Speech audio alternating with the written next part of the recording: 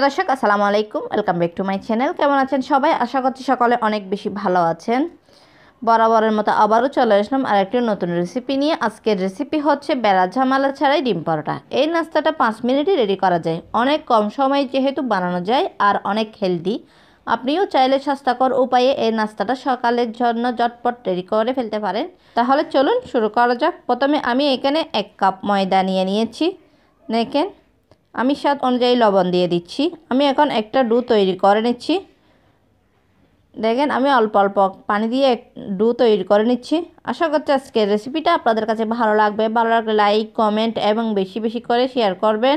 দেখেন আমার ডোটা তৈরি হয়ে গেছে। দেখেন ব্যাটারটা আমি অনেক পাতলা করে তৈরি করে নিয়েছি। আমি এখন পুরটা তৈরি করে নিচ্ছি। দেখেন তার জন্য আমি এখানে 2টা ডিম দিয়ে নিয়েছি। দেখেন আমি এখানে অল্প করে পেঁয়াজ কুচি দিয়ে দিয়েছি। দেখেন আমি এখানে 2টা কাঁচা লঙ্কা কুচি দিয়ে দিয়েছি। সামান্য করে ধনেপাতা কুচি দিয়ে দিয়েছি। দিয়ে আমি অল্প করে একটু লবণ দিয়ে দিয়েছি। এখন ডিমটা ভালো করে একটু ফেটিয়ে নিচ্ছি। দেখেন ফেটানো হয়ে গেছে। আমি এখন এক পাশে রেখে দিচ্ছি। আমি পরের স্টেপে চলেছি। দেখেন পরের স্টেপের জন্য আমি প্রথমে এখানে সামান্য করে শসা কুচি নিয়েছি। দেখেন আমি গাজর কুচি করে রেখেছি, সেগুলো দিয়ে দিয়েছি অল্প করে। দেখেন আমি পেঁয়াজ কুচি দিয়ে দিয়েছি।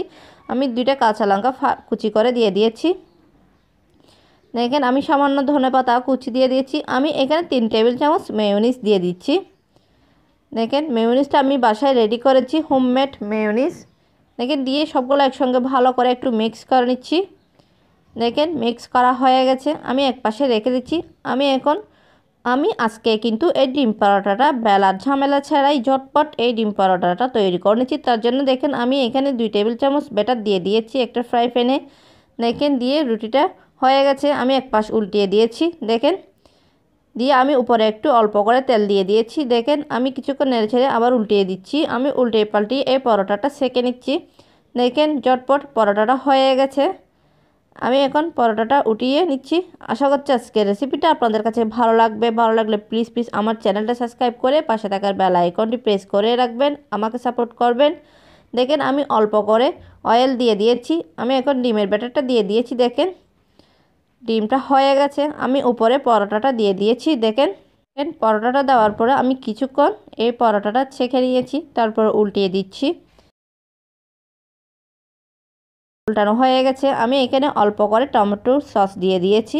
আমি মেয়োনিজের সাথে শসা আর গাজর কুচি মিক্স করে রেখেছিলাম, ওটা এখানে দিয়ে দিচ্ছি। ওটা অপশনাল, আপনারা চাইলে শুধু ডিমটা দিয়েও এই ডিম পরোটাটা পরিবেশন করতে পারেন। আপনি যদি শসা আর গাজর কুচি দেন তাহলে আপনার এই ডিম পরোটাটা একটু হেলদি হয়ে যাবে। সহজ রেসিপিতে আজকের এই ডিম পরোটাটা শেয়ার করেছি, আপনাদেরকে সার্ভ করে দেখাচ্ছি। দেখেন দেখতে কত সুন্দর হয়েছে এই ডিম পরোটাটা। খেতেও কিন্তু অনেক টেস্টি, ঝটপট কিন্তু তৈরি করা যায়।